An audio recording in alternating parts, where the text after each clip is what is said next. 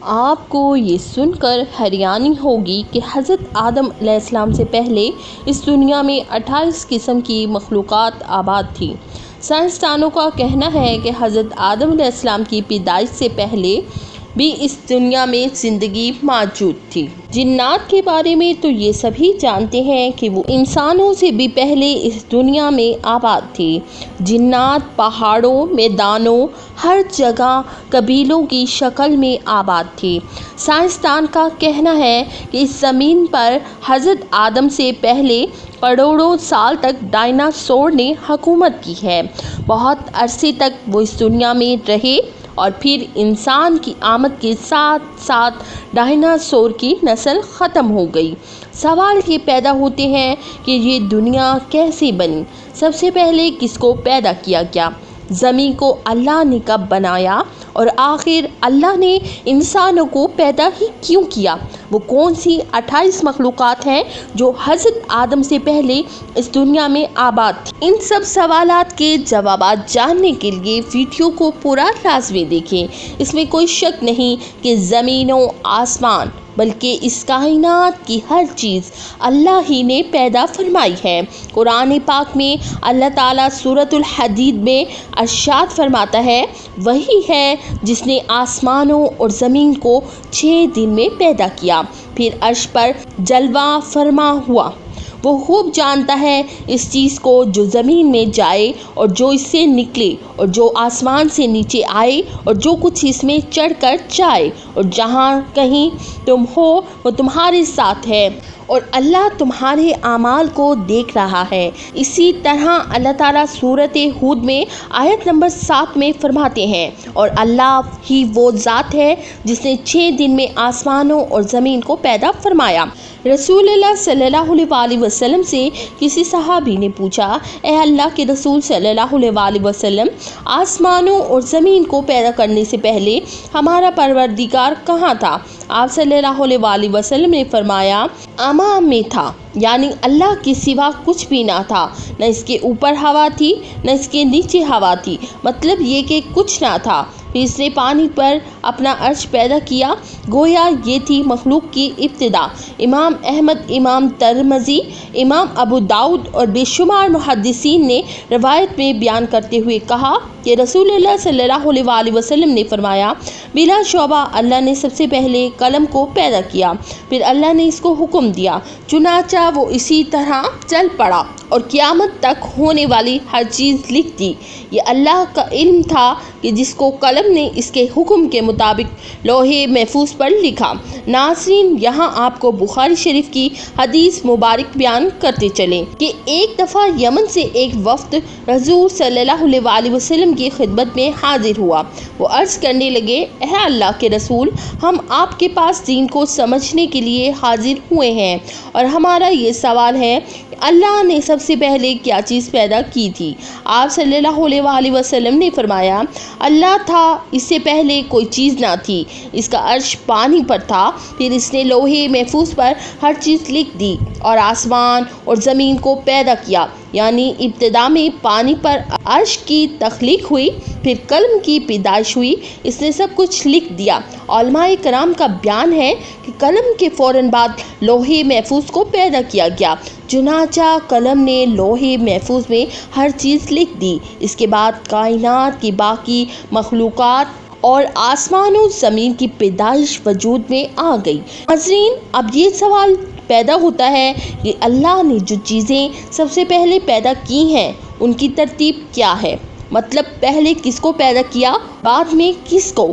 اس بارے میں مسلم شریف میں حضرت ابو ہریرہ رضی اللہ تعالیٰ عنہ سے روایت ہے کہ نبی اکرم صلی اللہ علیہ وسلم نے میرا ہاتھ پکڑا اور فرمایا، اللہ نے ہفتے کے دن مٹی کو پیدا کیا، اتوار کے دن زمین اور پہاڑ، پیر کے دن درخت، منگل کے دن تخلیق، مصائب، جراثیم اور بیماریاں، بدع کے دن نور کو، جمعرات کے دن زمین میں چوپایوں کو پھیلا دیا، اور تمام مخلوقات میں جمعہ کے دن کی آخری گھڑیوں یعنی عصر سے رات کے درمیان حضرت آدم علیہ السلام کو پیدا کیا۔ مطلب یہ ابتدائی آفرین میں جن مخلوق کی تخلیق ہوئی ان میں آخری مخلوق انسان تھا۔ اس حدیث میں مختلف حالات کو نہایت وضاحت سے بیان کیا گیا ہے۔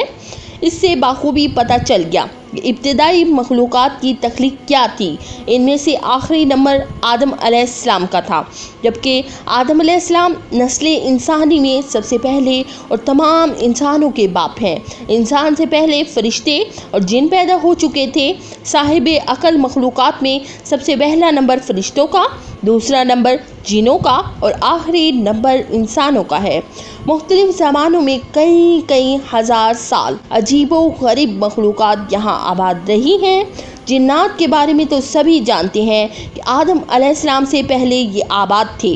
اللہ نے زمین پر جنات کو حکم رانی دی جو آگ سے پیدا کیے گئے تھے اور آسمانوں پر نور سے پیدا کیے گئے فرشتے اور ملائکہ تھے۔ وہ ہر وقت عبادات الہی میں مصروف عمل رہتے تھے۔ سرکشی، بغاوت، دنگا فساد اور خون ریزی ان کی سرشت میں شامل تھی۔ جب زمین پر جنات کا لڑائی جھگڑا حد سے بڑھ جاتا تو اللہ ذوالجلال آسمانوں سے فرشتوں کے لشکر بھیجتے جو ان سرکش جنات کو مار مار کر سمندری جزیروں اور ویران پہاڑی علاقوں میں بھگا دیتے۔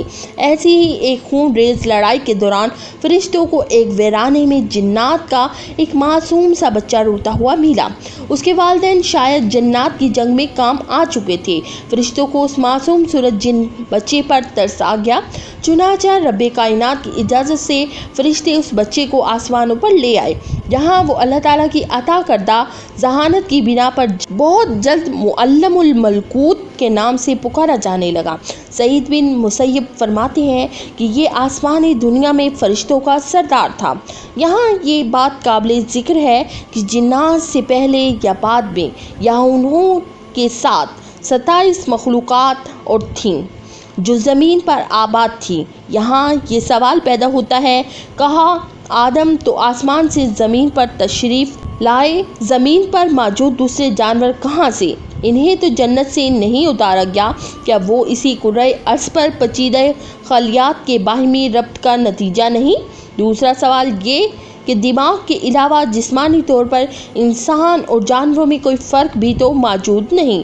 کیا ان کے معدے، دل، گردے، جگر اور دیگر اعضاء انہی اصولوں پر کام نہیں کرتے جیسا کہ انسان میں؟ انسانوں سے پہلے جنات کے علاوہ جو 27 مخلوقات موجود تھیں، ان میں قابل ذکر بن، پھر غنم، پھر من دنیا میں آباد رہے۔ علامہ ابن کثیر نے البدایہ و نہایہ میں لکھا کہ بن و خن زمین میں رہتے تھے، وہ سرکش ہو گئے تو اللہ تعالیٰ نے جن بھیجے جنہوں نے بن و خن کو زمین سے نکال دیا۔ یہاں یہ یاد رکھیں کہ ان سب کو قتل نہیں کیا بلکہ زمین کی حدود سے نکال دیا۔ ممکن ہے وہ کسی اور زمین، کسی اور سیارے پر آباد ہو چکے ہوں اور وہی خلائی مخلوق ہوں۔ پھر جنات نے سرکشی کی تو فرشتوں نے ان کو قتل کیا، اور پھر جس کے لیے زمین کی تخلیق کی گئی یعنی حضرت انسان وہ پیدا کیا گیا۔ علامہ مسعودی نے لکھا کہ انسان سے پہلے 28 قسم کی مخلوقات زمین پر آباد تھیں۔